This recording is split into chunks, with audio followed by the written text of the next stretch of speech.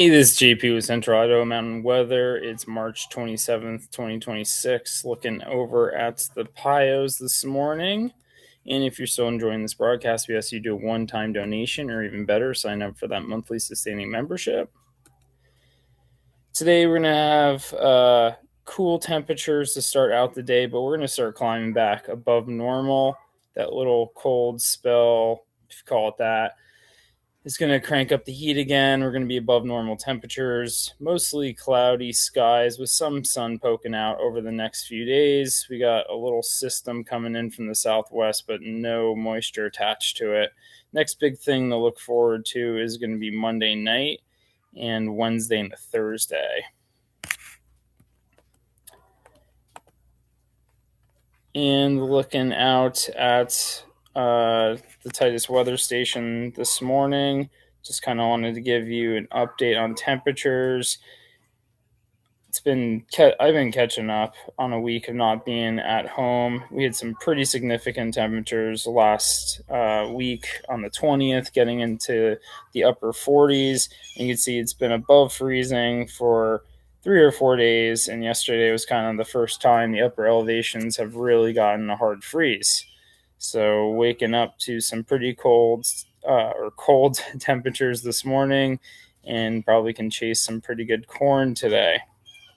Looking at the satellite, these are those little bit of clouds that are heading in from the southwest. Some high cirrus, nothing that's going to really block out the sky today.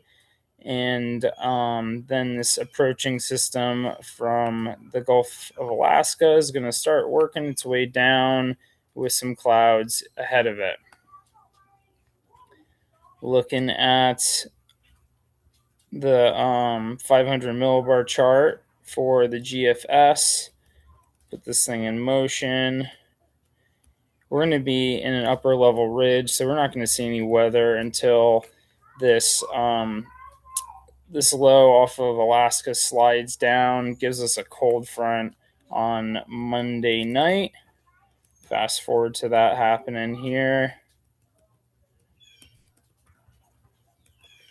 Yeah, so right around there, that's going to happen. And then we're going to see a little break in the weather for Tuesday before another low drops down. And this low is looking a little bit more significant than that first one.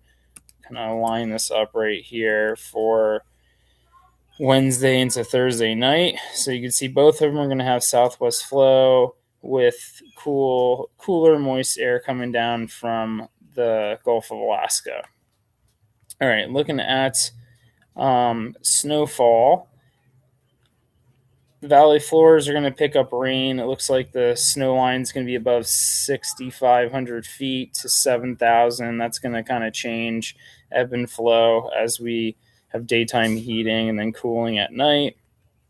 The significant spots that are going to see snow are going to be in the sawtooths that are going to pick up about a foot of snow in the higher elevations. Stanley Basin looking at 2 to 4 inches. This is by Friday morning. We're going to have two pulses, one Monday night into Tuesday, kind of a break on Wednesday. We'll see a little bit of snow, but really fires up again Wednesday night and the Thursday.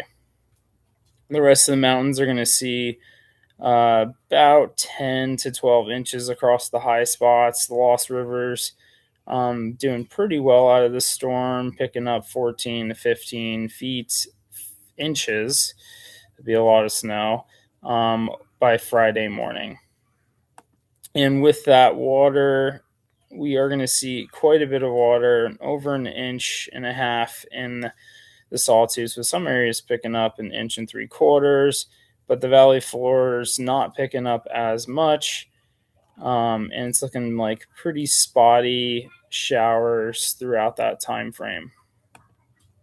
Let's look at the MBM breakdown. So today, cooler temperatures, but then they're going to get back into the upper 60s above normal until that cold front comes through on Monday and drops it down into the mid 50s, and then a second cold front on Thursday drops it down into the upper 40s. So Thursday, Friday is going to feel quite cold compared to how it has been this spring.